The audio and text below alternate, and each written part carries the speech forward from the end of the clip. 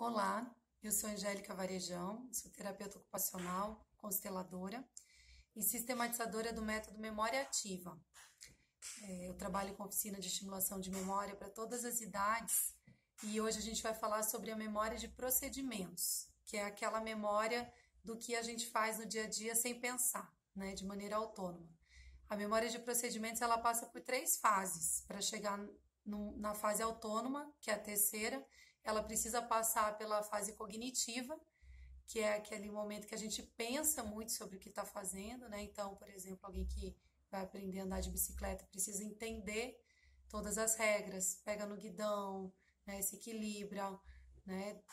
Dá cada pedalada. Então, vai entender primeiro no pensar, depois passa para a segunda fase, que é a associativa, onde ele experimenta isso, ele sente o que é isso, ele vai associando, então, corporalmente, né, as informações daquela ação, até que naturalmente vai para a fase autônoma e ele faz isso sem pensar, já conseguindo conversar com alguém, conseguindo escutar um som, enfim. Então, a pergunta é o que a gente pode fazer quando existe uma memória autônoma que foi gravada de maneira errada, ou seja, um procedimento que sempre eu esbarro nos mesmos erros, nos mesmos problemas, porque aquele procedimento já acontece de maneira autônoma, só que de maneira não 100%, como a gente gostaria, né?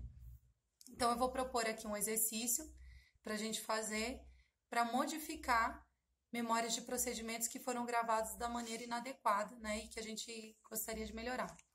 Então, você vai pegar um papel, colocar aqui o nome dessa ação que você quer trabalhar, né, nessa melhora. Então, você pode fazer uma pergunta: qual ação que eu não estou satisfeito com a maneira como ela acontece? Sempre quando ela acontece, eu esbarro nos mesmos problemas, nos mesmos desafios e eu quero melhorá-la. Então, você vai escolher, colocar aqui o nome da ação e a data para você ter um registro, né, do teu estudo.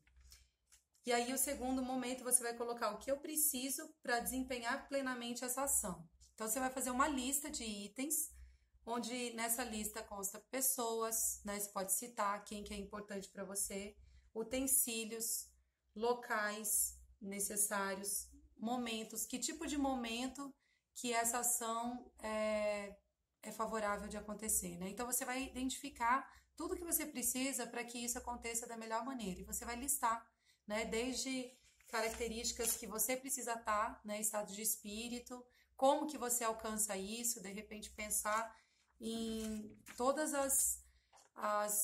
os elementos favoráveis para essa ação.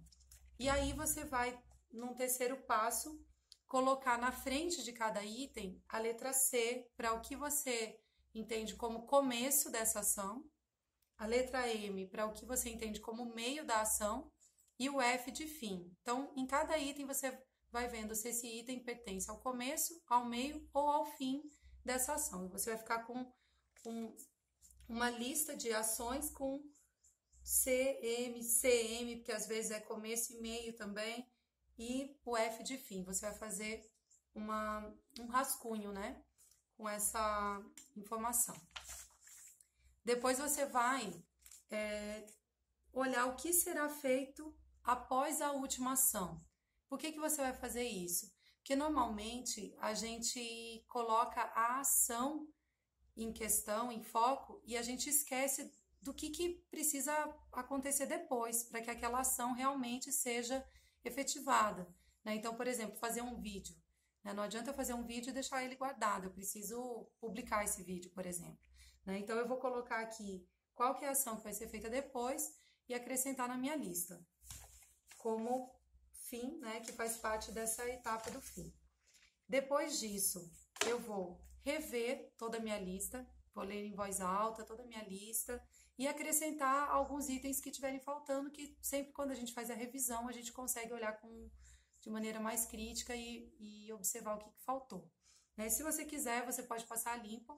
Eu fiz uma lista aqui que ela está satisfatória para mim, não precisei passar a limpo, e a ideia é que seja também algo bem prático, que a gente não demore muito tempo, que pelo contrário, otimize o nosso tempo, né? Então, vai ficar como essa lista no final, né? Vai ter o nome, vai ter o que eu preciso para desempenhar a ação plenamente, que são os itens. Vai ter começo, meio e fim na frente de cada item. O que será feito após a última ação descrita. Então, eu vou ler todos os que têm a letra F e perceber qual que é o último com a letra F depois disso, o que vem depois disso e acrescentar. Vamos supor que eu queira dormir. É algo muito desgastante, que exige muita energia, depois eu preciso dormir.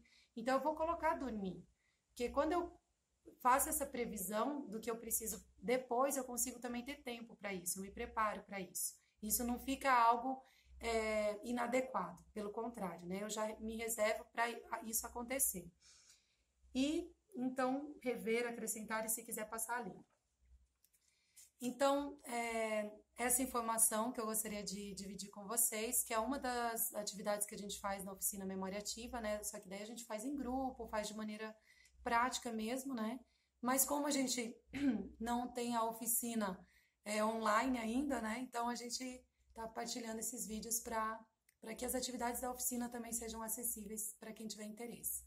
Espero que tenha sido útil e até logo!